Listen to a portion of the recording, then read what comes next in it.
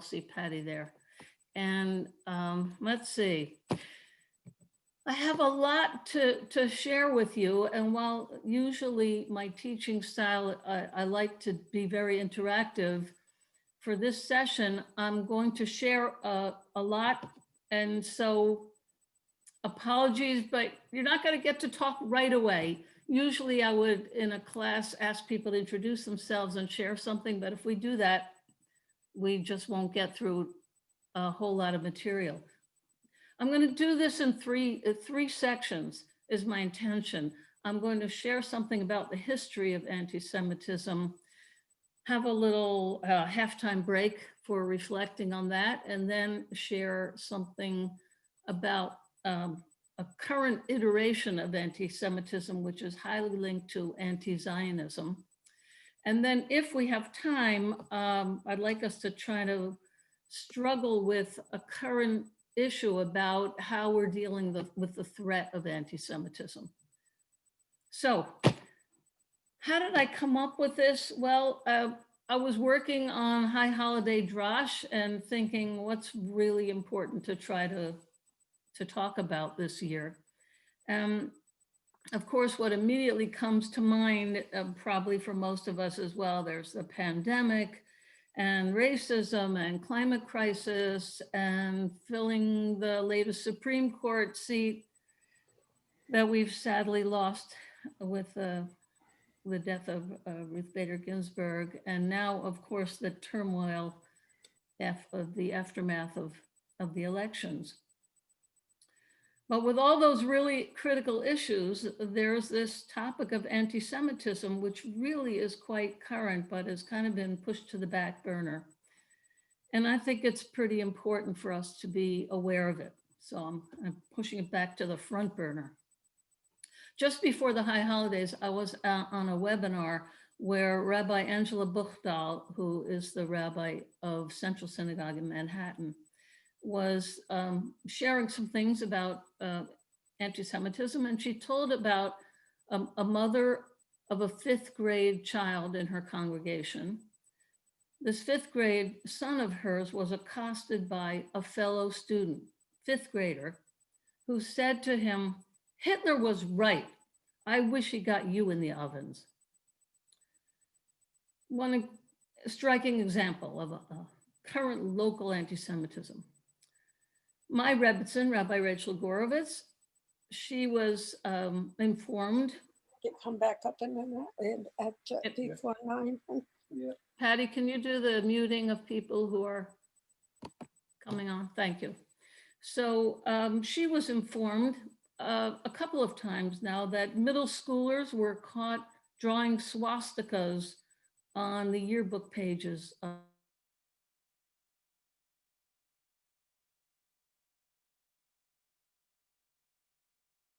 You have to unmute the rabbi, please.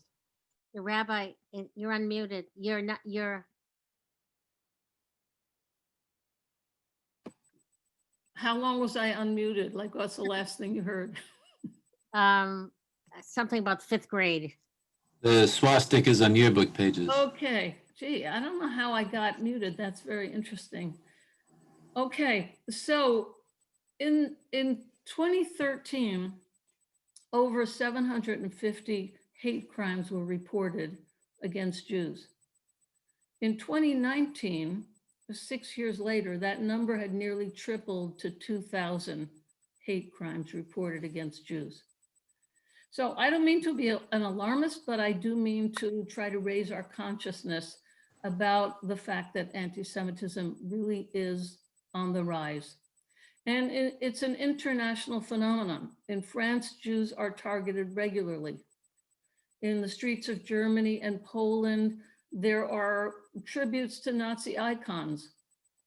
Of course, we had the shooting in the US, in the Tree of Life Synagogue in Pittsburgh, and of course there was the now infamous neo-Nazi march in Charlottesville, North Carolina. So it's clearly here. And my goal in sharing this with you tonight is certainly not to come up with solutions. Solutions have eluded us for millennia. but we'll raise our consciousness and hopefully have some time to share maybe experiences that you have had. Where to start? How can we define anti-Semitism? Well, that in itself is quite challenging. You know that Eskimos, in trying to capture the nuances of what we call snow, have numerous words for that phenomenon. So likewise, there are numerous definitions and approaches to what is anti-Semitism. It's been called a religious issue, a racial issue, a wealth issue, an intellectual issue, a form of hatred, a conspiracy theory. I could go on. Perhaps it's a collage of all of these things, and also dependent on which era of our history we're talking about. Conservative white supremacists is what comes to mind for many of us right away. But to complicate trying to understand anti-Semitism today, there is a liberal progressive kind of anti-Semitism, anti-Semitism coming from liberal progressives, which opens up a whole new Pandora's box. And this is because anti-Semitism has been conflated with anti-Zionism. So hence the name of my topic, the intersectionality, not intersexuality, intersectionality of anti-Semitism, anti-Zionism, and racism. So I'm going to do a lot of screen sharing. I'm hoping this comes up clearly for you. Hold on, I'll make it like this. Just give me a thumbs up if you can see this. Yes, good. Okay. So I'm hoping that by the end of the session, we'll at least cover some of these questions. What are the origins of anti-Semitism? What are the implications of anti-Zionism? And what is the link between these three topics that I brought up?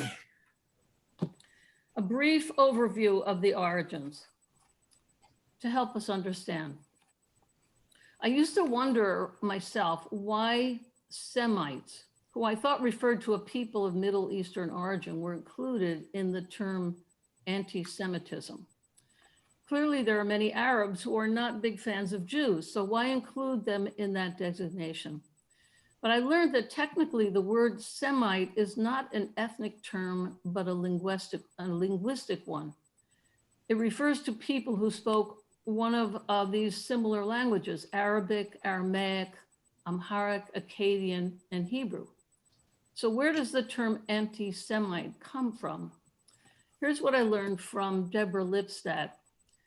Professor Deborah Lipstadt is a leading scholar on anti-Semitism and from whom I gleaned much of the information for this session. In the late 1800s, a German journalist named Wilhelm Marr is credited with formulating this term, anti-Semitismus. He was self-proclaimed as a Jew hater, but Marr rejected the already familiar term Judenhass, which means Jew hatred, because it didn't include Jewish converts, and he thought that converts were just as dangerous to German society as they were incapable of truly assimilating.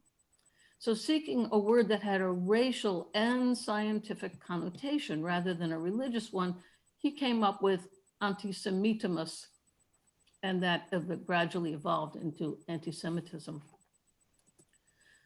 By the way, Jews converting to Christianity in order to gain entry into proper German society was not an uncommon phenomenon in the 19th century in particular. The Jewish scholar Moses Mendelssohn, who's often considered the kind of the predecessor of liberal Judaism, was the grandfather of the great composer Felix Mendelssohn, whose own father converted precisely for greater societal acceptance. So much for the term, but where did it all begin? Certainly Jew hating and Jew baiting is much older than the 1800s. So let's go all the way back to biblical days. First, some delineation is necessary between denigrating Jews and deeming Judeans as an enemy. When the Babylonians destroyed the first temple, or when the Assyrian Greeks challenged the Maccabees, or the Romans sacked the second temple, this image up here is the Titus arch of the Romans taking spoilage from destroying the temple. These were not incidents of Jew hatred. Rather, they were strategic military operations attacking the sovereignty of the nation of Israel for empirical gain. Searching for the origins of Jew hatred or Jew disparagement, some scholars like Deborah Lipstadt point to a notable episode with Jesus that we find in the Gospels. And here I quote from Matthew 21. And Jesus went into the temple and cast out all of them that sold and bought in the temple and overthrew the tables of the money changers. And he said to them, it is written, my house shall be called a house of prayer, but you have made it into a den of thieves. Awkward but true, there was a great deal of corruption among the priesthood and the temple during the Second Temple days. All of them were ostensibly Jewish, but many were Roman puppets or simply money-driven. And let's face it, there are bad eggs in every population, including the Jewish population of biblical times. So alas, this connection between Jews and money became a long-lasting trope against Jewry for centuries to come. And that association, along with the faulty accusation that Jews killed Jesus, when actually the Romans did that, became the foundational basis for the church's denunciation of Jews. So the church is largely responsible for the emergence of foundational anti-Semitism from its adoption by the Roman Emperor Constantine in around 300 AD. So anti-persecution began then and there and has continued in many guises for centuries to come. I'm going to share just a few of those really blatant examples. The Crusades. Jews and Muslims were mercilessly slaughtered as the Knights of the Church made their way to Jerusalem to reclaim the Holy Land for Christianity. The blood libels.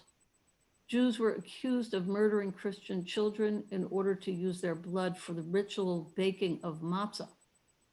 Jews became scapegoats to explain the otherwise unexplainable death or disappearance of children. And the first liberal accounting comes from 10th century England, but it spread to Europe, to the European continent throughout the ages. It persisted even into the 20th century. Well poisonings. In the mid-14th century, Jews were blamed for the outbreak of the Black Death, also known as the bubonic plague. As this pandemic swept across the continent, annihilating nearly half the population, people were again desperate for a scapegoat. And Jews were less affected by the plague, possibly because they often lived in self-contained ghettos with greater standards of cleanliness, like frequent ritual hand washing or regular going to the mikveh. And so accusations spread that Jews had caused the disease by deliberately poisoning wells. Over 500 Jewish communities were destroyed in this period alone, with thousands burned at the stake. The Spanish Inquisition. In the 1200s, Pope Innocent III and IV officially sanctioned the use of torture to extract what they called truth from anyone suspected of heresy. And heresy was anyone deviating from the beliefs of the Catholic Church. Queen Isabel and King Ferdinand of Spain used the infamous decree of expulsion in 1492, which really ramped up this Inquisition. And Jews were given 4 months to leave, to convert, or be subject to an auto de fe, burning at the stake. Torture and auto de fe of the Spanish Inquisition lasted really for centuries, with the last official auto de fe taking place in Mexico in 1850. So that's several hundred years of Spanish Inquisition. The Dreyfus Affair. In 1894, Alfred Dreyfus, a highly regarded Jewish officer in the French military, was convicted of treason. He was sentenced to life imprisonment on Devil's Island, and almost a decade of highly divisive trials were necessary, in which anti-Semitism was clearly at play, until Dreyfus was finally exonerated. It was at that time that Theodor Herzl, the chief architect of modern Zionism, was a young journalist, and he covered this scandalous Dreyfus Affair. It was largely because of the Dreyfus Affair that he was prompted to conclude the only antidote to anti-Semitism was for Jews to have their own modern state of Israel. And his highly influential writings shifted the dream of Zionism into a Zionist reality. So these are some of the blatant historical examples of anti-Semitism, resulting in large-scale forced conversion, persecution, or outright decimation of Jewish communities throughout Europe. This type of anti-Semitism stems from anti-Semitic church enculturation. Because Jews would not accept Christ and the New Testament, they were considered heretical and evil, and thereby became scapegoats for every and any major calamity that society encountered. But by the 1600s, the blame extended from a religious doctrine to economic practices. For centuries, one of the few professions that Jews could gain entry into was through finance and trade. Jews were often hired to take on the role of moneylenders and tax collectors, famously exemplified by Shakespeare's Shylock. Well, certainly the majority of Jews were not in the financial world or wealthy, but it did enable some Jews to become well off and caused tremendous jealousy and resentment. Needless to say, it did not make Jews popular neighbors. But since that time, blaming Jews for financial upheavals and instabilities has remained another major anti-Semitic trope. It was the underlying premise for the slanderous publication of the Protocols of the Elders of Zion, a fictitious treatise published in Russia in 1903, which essentially is a conspiracy theory, excuse me, on how Jews intend to take over the world through control of the media and financial institutions. It has been proclaimed as probably the most influential work of anti-Semitism ever written. It came to this country with Henry Ford, who was responsible for printing and distributing 500,000 copies of the protocols in the 1920s.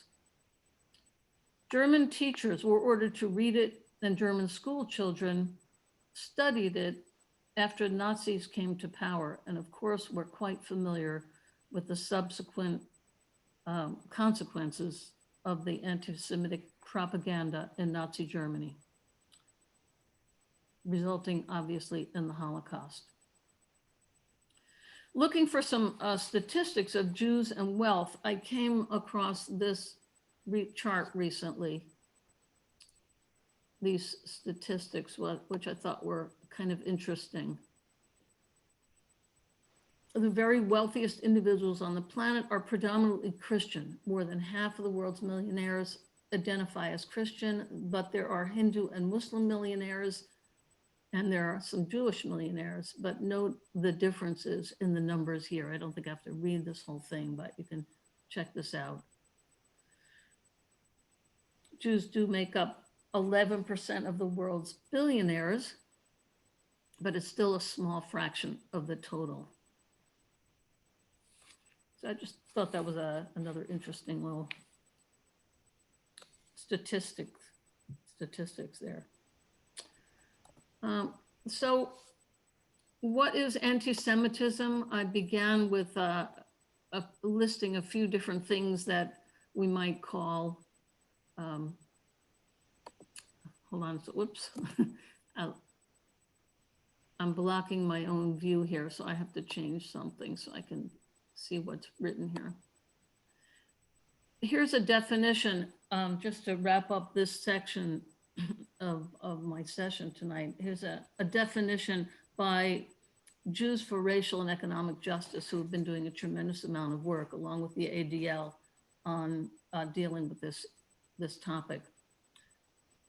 Anti-Semitism originating in European Christianity, it is the form of ideological oppression that targets Jews. In Europe and the US, it has functioned to protect the prevailing economic system and almost exclusively Christian ruling class by diverting blame for hardship onto Jews. And like all oppressions, it has deep historical roots, uses exploitation, marginalization, discrimination, and violence as its tools. And like all oppressions, the ideology contains elements of dehumanization, degradation, through lies, stereotypes, as well as mythology. And the myth changes and adapts to different times and places. But fundamentally, it says that Jews are to blame for society's problems. So that was a lot of info to put out there. I'm going to call this halftime and invite everybody to stretch. And I want to invite you at this time to, let's take a few minutes to, if you have a reflection, a reaction, or a personal experience, if you've had a personal experience with anti-Semitism, I'd like to invite you to unmute and share, but just try to keep your comments to a brief minute or two so that we can have time for other people to share. I'm particularly interested in hearing if anybody here has had a personal experience of anti-Semitism. Yeah, Karen? So I've had many personal experiences of anti-Semitism, but the one I actually wanted to share was one that my son, who is now 33, experienced when he was in middle school and then in high school. He had a group of 4 girls in 7th or 8th grade that started persecuting him basically around Easter time, telling him that Jews killed Jesus, and they did this throughout high school. And interestingly, on the last day of high school, as he was walking out the door, they all ran up to him and said, "We want to apologize. We don't feel that way anymore, and we're so sorry that for the last 5 years we've done this to you." That's pretty remarkable.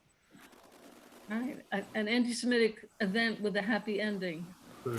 That's why I wanted to share that one. Yeah, Yeah. thank you.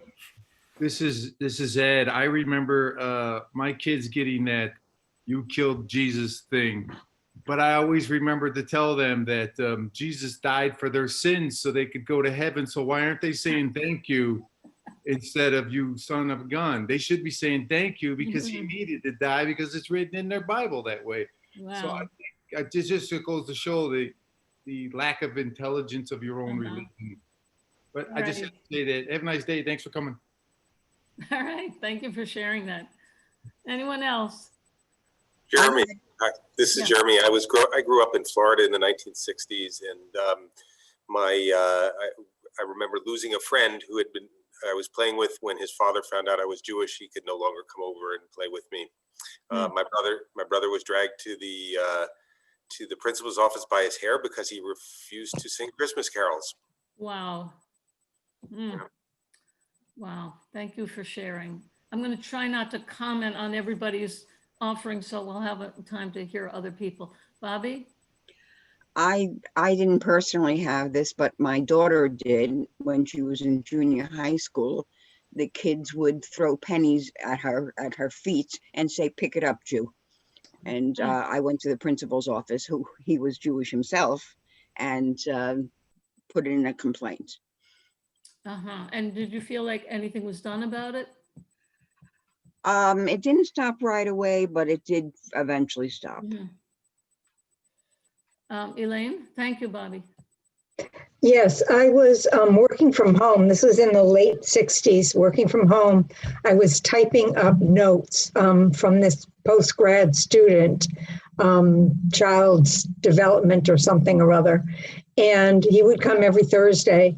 And he came, I finished my notes and would give them, give them to him, and he would give me more tapes to transcribe. And one day I was doing that, and he said, well, I'll see you next Thursday. And I said to him, well, if it would be okay, could it please wait until Monday or the following Thursday? And he was like, why? I said, well, it's the Jewish high holidays. It's Rosh Hashanah and Yom Kippur. And I never saw him again. Hmm. So that was rather obvious. Wow. All right. Thank you for sharing that. Judy. Hi. In grade school, I was walking home from school one afternoon with kids in my neighborhood, and one of the girls just started beating me up. And I was really tiny. And I must have said something like, what are you doing that? Why are you hitting me? She says, because you killed Jesus. And then another time, at another incident, I went up. One person had a hill in their house that was at their house that was really good for sliding. And I went to go sliding there, and the dad, I guess to me, he looked huge. He was big and Irish. And he says, you can't come here, you're Jewish. Don't come to my house again. And you can't go sliding today. I don't know too many people personally who actually were hit or beat up as opposed to some kind of verbal slur or interesting. Wow. And when I was married, I'm divorced now, but he was in the service. I heard way too many things about really negative thoughts about being Jewish, and it was horrible. Wow, I'm sorry that was your experience. Thank you for sharing. I just want to check out the other screen. If there are people on here who I haven't been able to see their hands up. All right, just unmute if you have something to say, because I can't see everybody at once. All right, I'm going to continue then. And if you think of something later, you're welcome to chime in again. Just I'm going to ask you to mute again. And I'm going to go to the second part of this. From everything we've heard from you, clearly the primary raison d'etre behind the anti-Semitism that you've experienced, those of you who shared, seems to be primarily religion-based, maybe some wealth-based, but it comes from that, let's say, that conservative traditional basis for anti-Semitism that I spoke about in that first part. So now I'm going to go to more of contemporary anti-Semitism. The tremors of economic and religious-based anti-Semitism, they're clearly still reverberating. But in the US, after the white supremacist march with that trope, Jews will not replace us, it's still ringing in our ears, but there's also something else going on at the same time. All of what we've been talking about so far, let's say we call it racially based anti-Semitism, which brings up a different awkward question. Are Jews a race? I'm going to on-screen share for this. Are Jews a race? And it feels awkward for me to even bring up this question because it seems so not PC these days. But when I was struggling with this topic, it occurred to me that when I was growing up in my youth, I think I thought Jews were a race, that Judaism was a race. Long before I understood the nuances of racist enculturation, I did think Jews are a race like Afro-Americans are a race, or like Native Americans were a race, or Chinese or Muslims. And I realized this with some embarrassment and confusion in my more recent years. And it took a colleague of mine from Sacred Heart University, where I taught for several years as the rabbi on a Catholic campus, to help me understand my own kind of internal bias, Jews as a race. So Professor Junan Greeley explained it to me this way. Today, scholars understand race to be an artificial category that has been used over the centuries by one group in power to demonize and justify the oppression of any group not in power. So groups that were poor or religiously distinct or spoke a different language or ate different foods, they were often seen as a race, as racially distinct. Distinct, that is, from white Anglo-Saxon Protestants. In the late 19th and early 20th centuries, Jews and Italians and Irish and Spanish, most immigrants to the US, they were classified as non-white, and they were thought of as races unto themselves by many people. But after World War II, those ways of thinking really began to change. As more and more Jews were allowed admittance to colleges and professional schools, as more Jews moved into the expanding suburbs and became successfully assimilated into mainstream WASPy America, the racialization of Jews began to diminish. And so many of us growing up were not actively challenged by it the way, let's say, our grandparents might have been. But while the language of Jews as a race was mostly eradicated, anti-Semitism was still simmering underground. And today we see it flaring up and out in the open again. What is making it do that? Well, today it's taken on some very different nuances. There's a whole different wave of anti-Semitism that is stemming from left-wing liberal progressives. So here's where I'm gonna start sharing again, screen sharing. You recognize some people here, I'm sure. Many of us are deeply committed to supporting the Black Lives Movement, and we're deeply committed to unmasking our own white privilege. And we're quite familiar and proud of the Jewish activism during the Civil Rights Movement.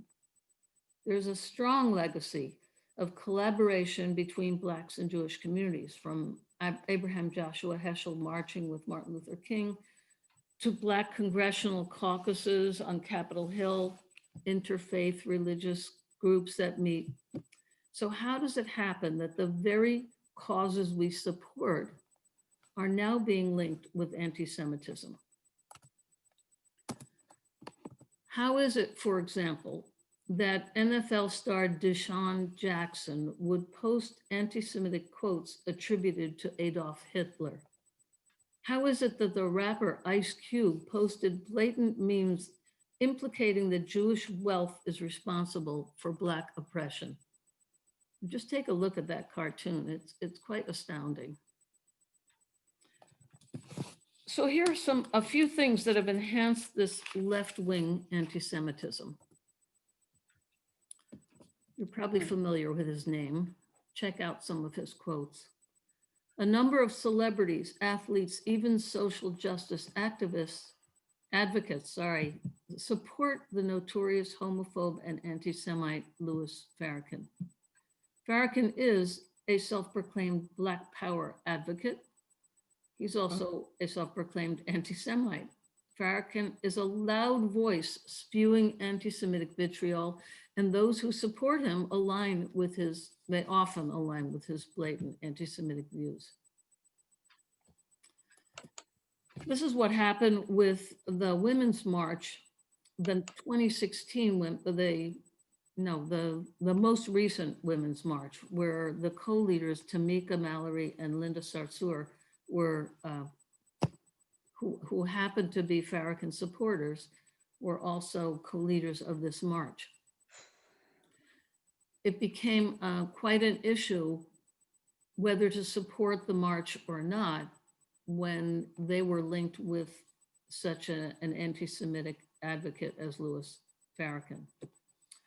Thankfully, there are also counter activists like the retired Hall of Famer turned journalist I'll get it, Kareem Abdul-Jabbar. He was so outraged by the propaganda being touted that he went on the offensive about it. I don't know if you can read this. I'll try to read it for you. It's so disheartening to see people from groups that have been violently marginalized do the same thing to others without realizing that perpetrating this kind of bad logic is what perpetrates racism. So thank you, Kareem. Thank you for the anti-Farrakhan and Ice Cube rappers. Okay, there's another factor in the mix, and here it gets kind of uncomfortably messy. A significant piece of the leftist wave of anti-Semitism has emerged because of the Palestinian-Israeli conflict. Many of us are frustrated and critical of Israel's current government policies concerning Palestinians, and we would not go as far as to proclaim that therefore Israel does not have a right to exist. However, that is a message that some anti-Zionist advocates, movements, organizations are proclaiming. For some, anti-Zionism is tantamount to anti-Semitism, and that has created a significant part of this new wave of anti-Semitism. When I was growing up, every Jew I knew was a Zionist, except for the small ultra-Orthodox faction who believed that only God could restore the state of Israel. Anti-Zion, anti-Israel, it was just not a thing. But such is the claim being made even by some Jewish far-left organizations like the Jewish Voice for Peace.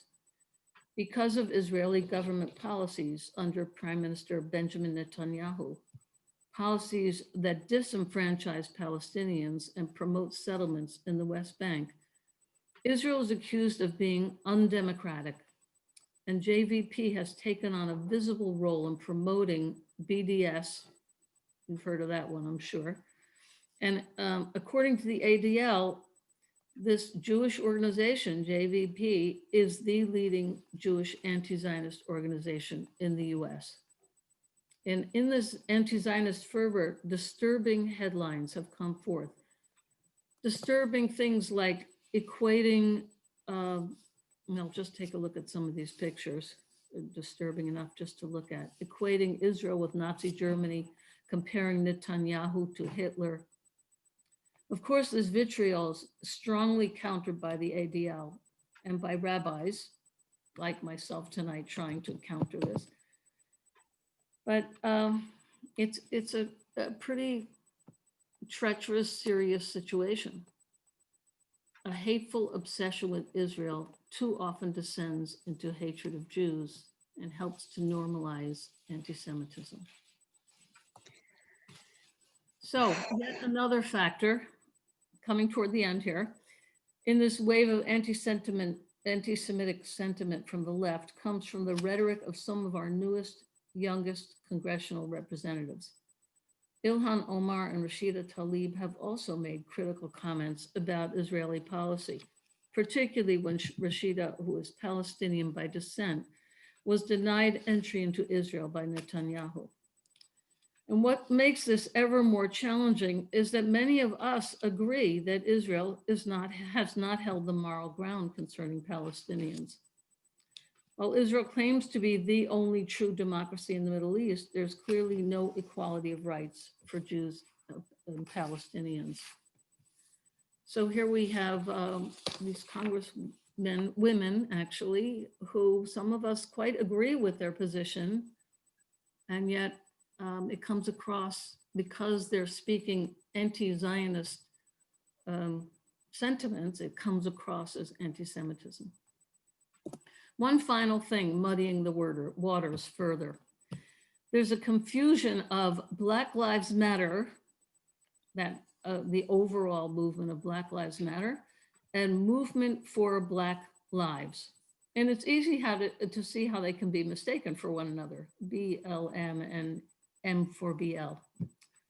It is the case that at one point there were members of M4BL, which is a much smaller part of the umbrella Black Lives Matter, that did voice some anti-Israel, anti-Zionist sentiment, again, due to its treatment of Palestinians. And it did make waves in headlines in some news outlets. But for the most part, Black Lives Matter as a movement, as the overall umbrella movement, has denounced any blatant anti-Semitic rhetoric. So, time to stretch and breathe again. And I want to give us a chance to react or reflect or respond to this new wave of anti-Semitism. I'm wondering if any of you have had an encounter or an experience related to this kind of anti-Zionist fervor. Anybody want to react or respond to this part of the new wave of anti-Semitism? Here's Joel Kaufman, and I was, I'm a physician, and I was asked to work with a group of Brown University students who are going, they're in a program, 8-year program, 4 years undergrad, 4-year medical school. And they have seminars that go the last 2 years of college, the first 2 years of medical school. And I was running one on global health. And a student, and I was just talking about different healthcare systems, and we were studying different healthcare systems around the world. And I had Israel as one of them. And a student objected, and it became very anti-Semitic. Mm-hmm. And I went to the dean of students, who was Jewish, and said, well, she has a right to do that. And so the next class, she started up again. We weren't even studying Israel at that class, about how dare I do that. And she attacked me and said I was a Jewish male, which is why I brought it up. So it was a very uncomfortable situation. Explain to me again, she had a right to do what?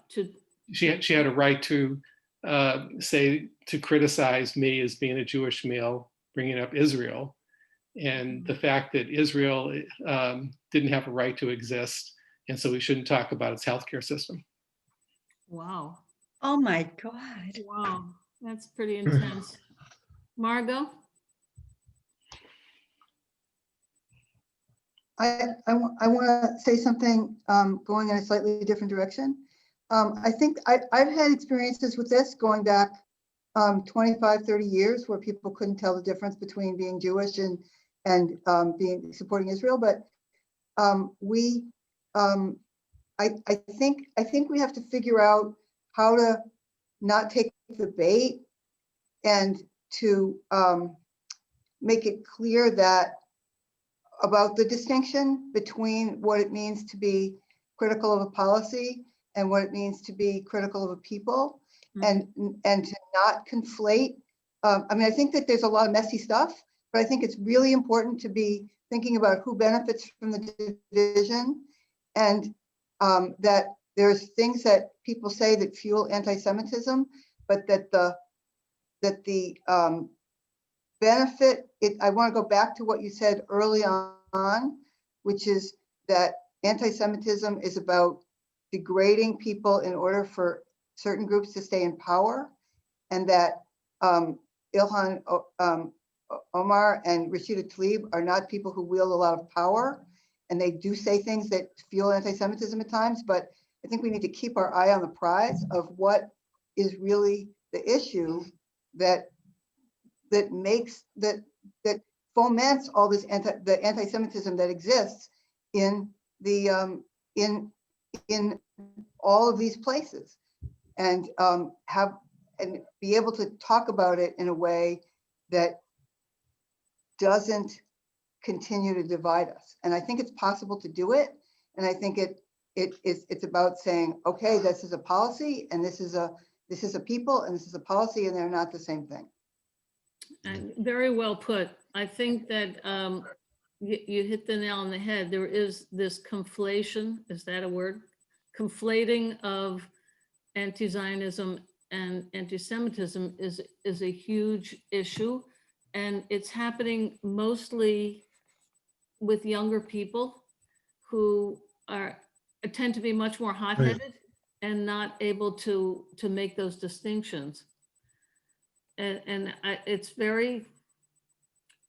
a very challenging situation. How do we instruct or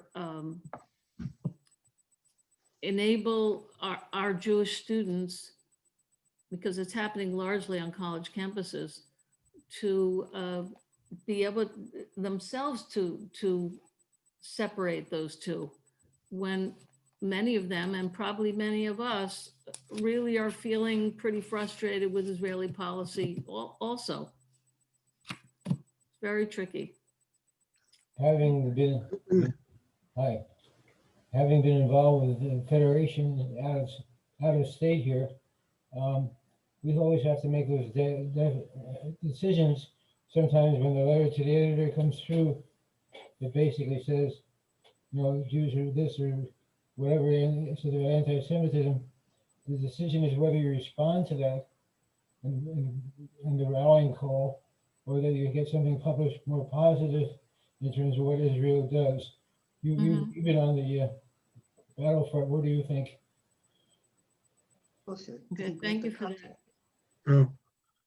Rabbi Susie, Yeah. sorry. I just wanted to follow up on what Margot had said. So the organization I work for, JALSA, the Jewish Alliance for Law and Social Action, has a lot of interaction with Bend the Arc and a lot of social justice groups around the country. So we wrestle with this question quite a bit.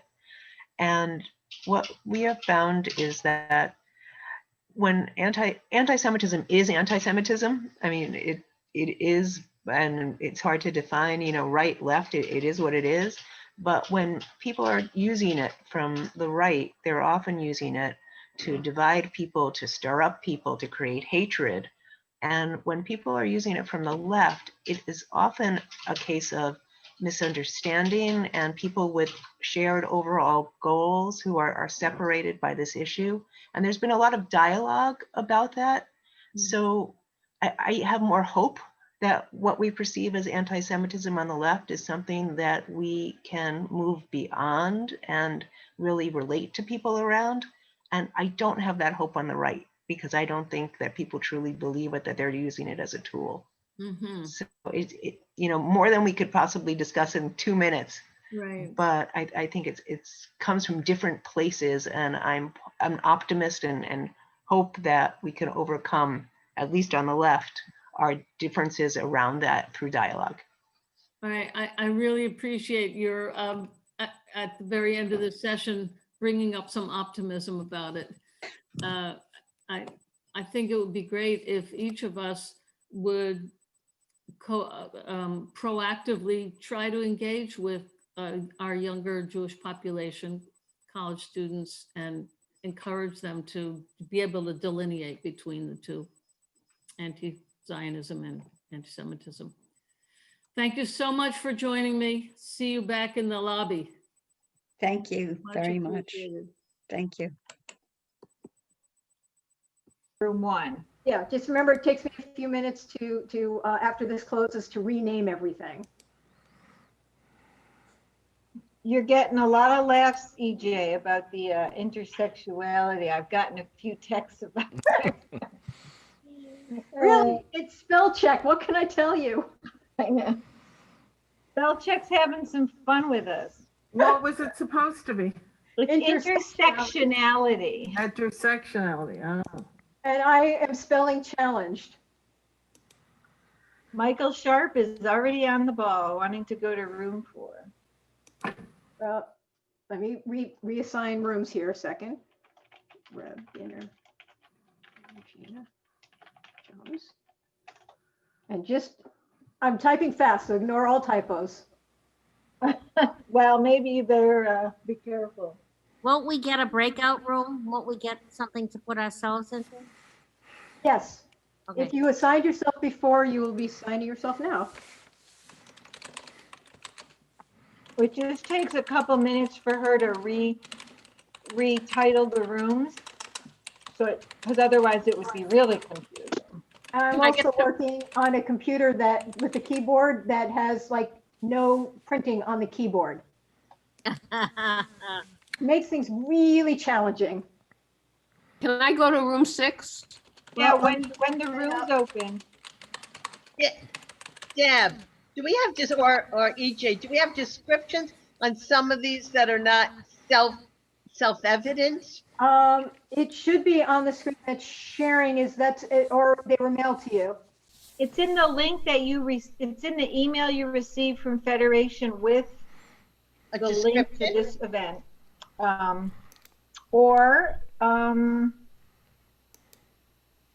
Trying to think if there's a faster way for you to get them. You could put the web link in the chat. Yeah, I could do that right now. Okay, thanks, Deb. Sure. Thanks, Deb.